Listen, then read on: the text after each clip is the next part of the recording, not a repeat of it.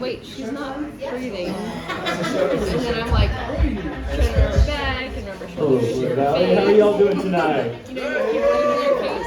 All right. You guys are here tonight. Let's give a round of applause for you guys just being here on a Saturday night. Give yourselves a round of applause. I'm going to move this back here in case I walk over. This is the Flood Valley Comedy Night. My name is Rick Larkin, and I'm going to be your host. I'm going to be guiding you through the waters of comedy as we go through. Has anybody been to a comedy show recently? Yeah. Okay, we got a couple of people. How many of y'all is it your first comedy show ever? First live show? We got one. Anybody else? All right, welcome. Yeah, that's awesome. That's awesome. Let's give this guy a round of applause because he's easy. Big thumbs. Yeah. Let's get the first big thumb. All right, so tonight we're going to be doing stand-up comedy. We have a great lineup for you guys. A couple things to talk about is what to expect from a live comedy show. A live comedy show, we're going to be presenting our jokes that we've been crafting, and I like to relate it to going to a museum to look at art. What we're doing up here is our form of art, and just like when we were kids going on a field trip, we go in the museum and we'd see some art we don't like. What we did not do was get out of our seat and try to tackle the host or the comedian, right? That's something we did not do, right? You might take a piece of gum and stick it on it or something, right? Please just don't do that either, but please don't rush the stage area up here, okay? I had a show about a week ago and I said that and I neglected to realize that the bathroom was right by the stage, so there were people coming up all night long, so that the bathroom is in the back, all the way back there, okay? So it's like at a museum. If you see something you like, stare at it, enjoy it, digest it. If it's something you don't like, it's okay. There's going to be something 30 seconds later to agree with or laugh at, okay? What we don't want is folks to feel like they're being attacked or, just have fun. We're here to, please look for laughs is the long and the short of the whole emphasis of me saying that, okay? So the opinions here are not that of the bar here, of this restaurant. It's like that they are of the comedians themselves. And I want to tell you guys, the promotion that's bringing this comedy to you is Joke Masters Comedy. And if you go to jokemasterscomedy.com, you're going to see a lineup of all the available shows that are coming up, as well as a fresh lineup of new comedians every month specifically here. So by the end of the show, I'll talk to you about who's going to be coming up next month. So just make sure to come on out. Want to give it up for Flood Valley for supporting this. We have wonderful wait staff running around here. We have a bartender back there, so please make sure to tip them. Give them good tips, please. Support. And the cooks, we got the cooks. And we got a cook back here. Team Jesus, thank you for coming out here. The food is amazing here, so definitely throw some extra at the end if you can. Now, I'm going to tell you guys a little bit about myself. I come from Everett. Does anybody know where Everett is? Everett, Washington, okay? And what I'm scanning the crowd, and I'm checking if anybody's from Everett. And I don't think there is because y'all got your teeth. You're not missing any teeth. That's what that guy from Everett is like, yes, I know, right? Everett is a weird town. There was a craze a while back called Pokemon Go, where you try to catch these Pokemon. We have Crackhead Go, because everywhere you go, there's a crackhead. Everett is kind of weird, so I'm glad to be out of there and down here. I really appreciate the ocean. This is a great environment. So yeah, I come from Everett. I drive down a little bit. And then, I grew up poor. Anybody else grow up poor? Oh yeah. Okay. Now I'm gonna. When I talk about this, it's kind of dangerous because everybody wants to get into competition about, oh, you didn't grow up as poor as me, or I grew up poor. No, I'm not doing that to talk to you guys about how crazy my story is compared to yours. I'm just telling you what I went through. I went through growing up poor, which was not, what do you call it, projects poor, cockroach poor. I grew up suburban poor. I grew up KFC poor, which is Costco Envy, food stamps, and Kmart. KFC. Not chicken. I know some of you guys are looking for the KFC. I don't think there's a KFC. Oh, there is one over there, right? But they're closed at like 7 o'clock, so yeah, don't worry about them. Don't worry about them. So what it means for me to have Costco Envy is that when I grow up, I had all my neighbor kids. They had those cool treats like pizza bagels and all this stuff, and I was poor. I couldn't afford that. I didn't even know where that came from. I was jealous of that. To the point where today I carry a Costco card on me and I don't even use it because that's just like my claim to fame of not being poor anymore. Because I have a Costco card, I don't have to use the dang thing. And then I grew up with food stamps. And before everybody starts agreeing and being like, yeah, I know what it is, I'm not talking about that cute EBT card. That's like the undercover broke-ass card where you're in the grocery store. Like, you gonna pay? You're like, yeah, I got a credit card right here. And get to slide it through, right? Now, Washington has an EBT card that's it stands out. I guess y'all got something called the Oregon Trail card? I looked up online, that looks like a card I would want to carry around. It was like Oregon Trail, like, yeah, back to our heritage, right? But I grew up in a time where you actually had government monopoly money for food. It came in a little folded, like, it came in an envelope, and I knew what the envelope looked like, and there were little booklets of it, and I'd have to rip it out. I think, right? Yeah. Yeah, exactly, right? So I'd have to rip these things out. They'd have 20s, 5s, 10s, and I'd go to the store, and you could not hide that you were a broke ass. I would go buy the gallon of milk, and I'd hope for some change, and like, can I get $1 or $2 real money so I can buy some candy? No, they had ones too. Like, that'd be locked in. And the other thing that describes how poor I grew up was I grew up Kmart poor. Kmart is a store that used to be around. I think it's still around somewhere, but there aren't too many of them around anymore. It's like if you took Walmart, the dollar store, and had a birth defect baby by it, that would be Kmart. They had this thing, the blue light special. My favorite part of Kmart was they had the icy machine that I could never get anything from. And then I grew up and I'm like, it's $1. Like, really, we couldn't get an icy for $1? My mom was just really good at saying no.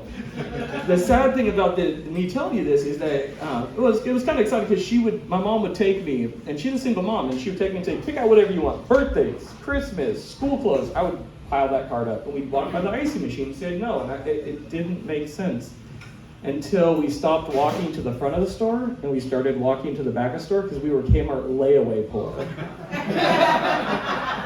Layaway is a cruel trick to a kid. And I don't think they have that anymore, but layaway was where you take that big cart of stuff you want today, lock it up in the back, and make payments on it, and probably never see it, right? Probably never see it. By the time we did get that paid off, I would show up to high school 2 years late with MC Hammer pants and a JoJo Siwa t-shirt, which really didn't help anything for my confidence in going to high school. It's part of the reason that I quit high school. Or I think they actually fired me. That's kind of like Will Smith quitting the academy, right? Yeah, he quit. No, he was about to get his ass fired, and you just take care of that. So that's how I grew up. And I grew up with a single mom.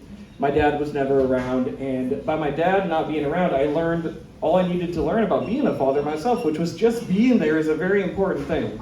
Just physically being there, a lot more than that, right? But first of all, suit up, show up. And in raising my kids, I just really had to learn on my own. And what really helped out is that my mom, she was a badass mom. She was like a mom and a dad. So she had to play the role of supporting and nurturing, and she had to know how to whoop my ass. And there's two things I know about single moms. They're down to fuck. That's the first. And I'm sorry to say that in relation with my mom in the same sentence. That's awkward. I'm probably going to go to hell for that. But she had 2 other kids. So yeah, it's definitely happened. I know how science works and lack of birth control. And I don't know if you could get abortions back then, but I'm glad she didn't. So we'll leave that one. And the second thing I know about single moms is they know how to be the disciplinarian. They have to be, right? They can't just let these kids run amok, but run over you. She had some arsenals in her weapon, and the first one was biting a bar of soap when you would swear. Has anybody experienced that? Oh, whoa, okay, we got a good crowd here. You guys got good manners. What's that?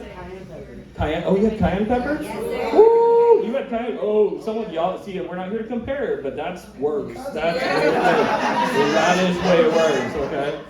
So, my mom, I'd get caught swearing, she'd say, hey, come here and bite the soap.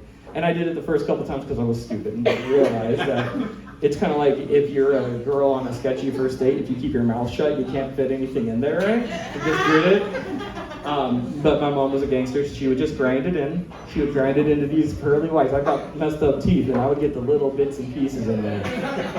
And to top it off, she was a gangster because she would make sure not to get the dollar store soap. She would go and buy Irish Springs to spend extra money to get the cologne scent in there.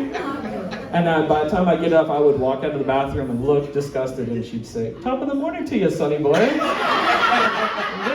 This woman isn't Irish. So that's the soap in the mouth. That lasted for a while. Then she would use the wooden spoon. Most folks have experienced the belt or the wooden spoon. Wooden spoons break. So yeah, right, they break. So my mom got this genius idea to call Sally the Tupperware representative. That's when me and my younger brother and sister were like, Mom's about to re-up. Shh, be very good. And I'd overhear my mom telling Sally, like, yeah, my wooden spoons, they just don't last. I need something that lasts for cooking. Cooking! I'm like, this is not fucking cooking. You are cooking my ass. She got the spoons where it wasn't a solid spoon, it had the slats in it, so it looked like I was branded. Like, you could probably play tic-tac-toe at some point with the cross-stitch. Like, I got my ass kicked. I was a pain in the butt, definitely a pain in the butt. And the last thing she did was she used, I bring it up last, but it's the first thing she tried, which was the switch. Do we have any other child abuse victims out there who got the switch? Yeah. I'm seeing, oh. Okay, what's the one rule of when you pick your own switch not to do? Small and skinny. Don't get the small and skinny one, right? Don't get the Instagram model of a switch stick, right?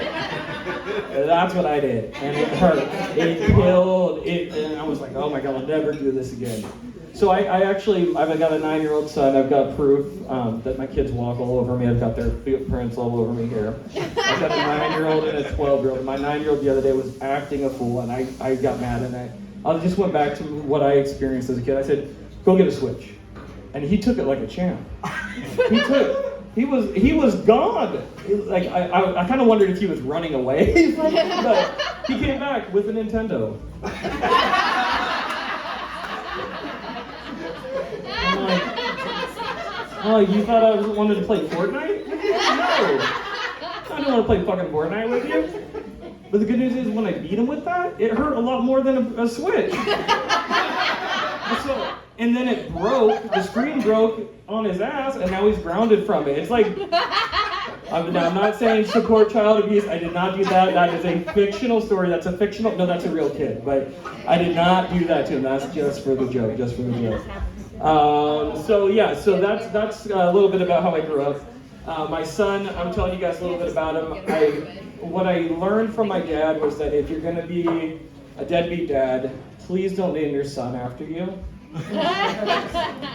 My name is Richard Larkin. My dad's name is Richard Larkin. Like, he's never there, and I got to write this in school and think about the dipshit, right?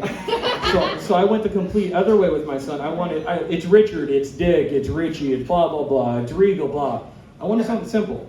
And you guys can see, I got Lily on one side and I got him on the other side. It's something short, but I kind of messed up naming him because I didn't think about how many times I'd have to communicate to people about transporting them.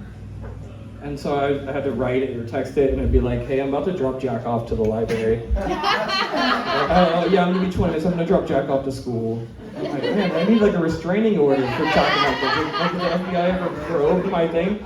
Like, I got him in Alexa, and Alexa would be like, Jack's bedroom light off, and it worked. And then it stopped working, and I'd have to say, Alexa, Jack off, for the lights to turn off. Like, totally messed up. So I mess around with him, he messes around with me. The other day we were going and he asked me a question, and if he asks me a stupid, okay, there are no stupid questions, right? But if he asks me a stupid question, as parents know there are some stupid freaking questions, I respond to him, does a bear shit in the woods? And he's like, yeah, okay, yeah, maybe no, whatever. So I messed with him that way, and he kind of got me back because we were on a road trip to California, and we're out in the middle of the woods, and he waits to tell me he has to use the bathroom until we're in the middle of the woods. Which, like, if you're a parent, you've probably had this experience of, like, your kid waiting to the wrong time. And I looked it up, I said, hey, don't worry about it, there's a gas station, we're gonna go. He's like, well, what if they're closed? I'm like, it's a gas station, man, I'm your dad. Are you not gonna believe your dad? He's like, okay, I believe you. So we pull up to the gas station, and we walk up, and they're closed. This little boy looks at me, and he's like, Dad, what are we gonna do? I said, well, you're 9.